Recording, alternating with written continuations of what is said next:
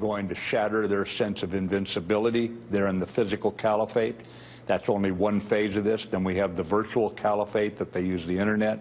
Obviously, we're going to have to watch for other organizations growing up. We cannot go into some kind of complacency. The Trump administration vowing to crush the rise of Islamic extremism on the ground and on the Internet. Here to weigh in is professor and national security analyst Ryan Morrow. He's also a Shillman Fellow with the Clarion Project. And I was struck by what Homeland Security Secretary Kelly said. It's hard. If you knew what I knew, you would have trouble sleeping at night. And we have a Secretary of Defense noticing that there are more and more attacks around the globe. It's not just about Manchester. What are we doing? Right, well, the big thing we have to really focus on is the social media, and it's not just dismantling the infrastructure, going in and taking down Twitter accounts and Facebook accounts. There's a lot of covert stuff and overt stuff going on with that. But what we also need is essentially a political campaign infrastructure. We're very good at political warfare in the U.S. We just use it on each other.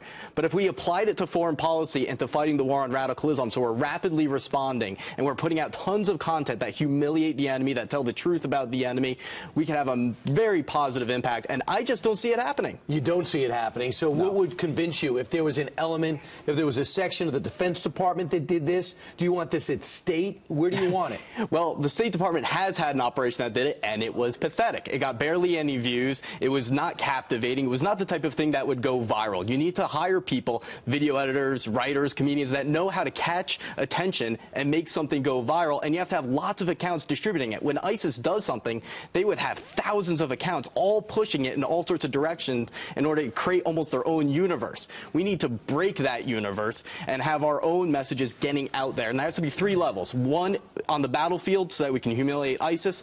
Second, for the broader war against radicalism. And third, pro-American messaging to combat the anti-American propaganda that goes out there. And we don't say anything about it. And the government has responses? The government's response is?